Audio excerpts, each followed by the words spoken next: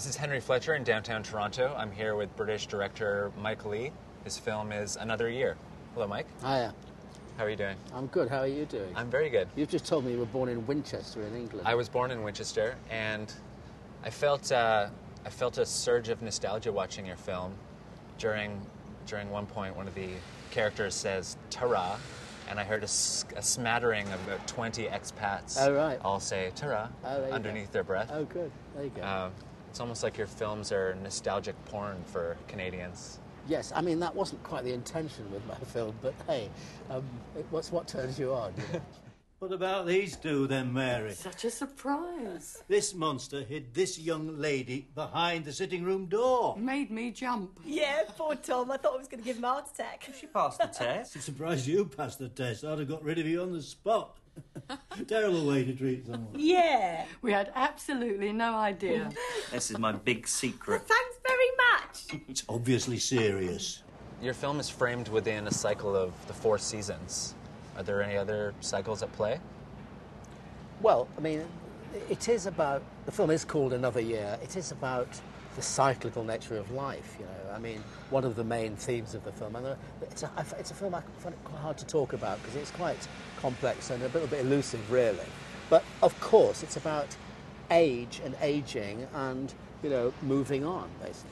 Having made Happy Go Lucky, which is a film that centres around youngish people in their late 20s, early 30s, I felt compelled to shift the focus to people more of my generation and look at the problem of moving into and from middle age. Hope you're hungry. I'm starving, Jerry. You know me. I'm going to fatten you up. Oh, it's lovely having your dinner cooked for you.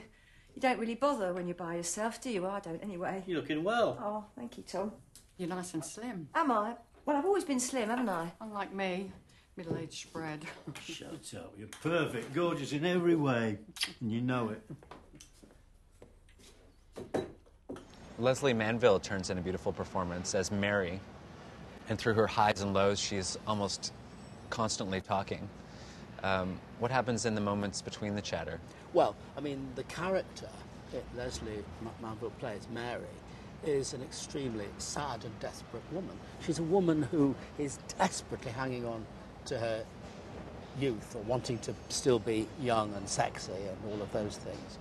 Has had the most terrible relationships, including a failed marriage, is alcoholic and is, gazing into that great black abyss, the future and growing older and loneliness.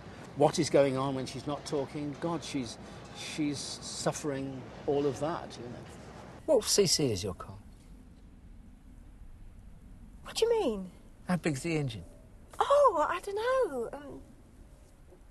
It's about this big, I think. How do our personal histories serve us differently as we age? I'm looking always at what you might call ordinary people, but make those ordinary moments extraordinary by focusing on them. And they become the epic events of the movie. But also to allow you to get a sense and sometimes to really know about the background, the layers of things that are going on there that are the cumulative experience of the characters' lives. Well, you're well known for your creative process of long rehearsal periods and improvising and collaborating with the actors.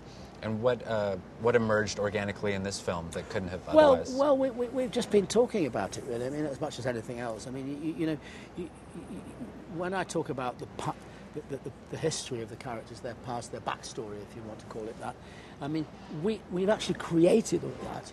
We've actually as it were, the actors through their characters have lived through. We've built up all those experiences, so they're all actually there. They're talking about things that actually happened. As to say, actually happened in the several months rehearsal. The stuff I do with the actors in preparation is so that we can get out there on location and make a film up as we go along. And for me, the journey of making the film is a journey of discovery to find out what the film is. You know. Sorry to ask you such a mundane question, but... So it's no more mundane than all your previous questions. Thank you. What do you hope the audience takes away from your film? Well, I mean, it's not a mundane question. You know, I just want audiences with my films, and Another Year is no exception, to have a very rich, emotional experience to have lots to think about, really. Do you have anything else you want to talk about? I have nothing else to talk about at all. I would not even have talked about what I have if you hadn't forced me here and asked me these questions.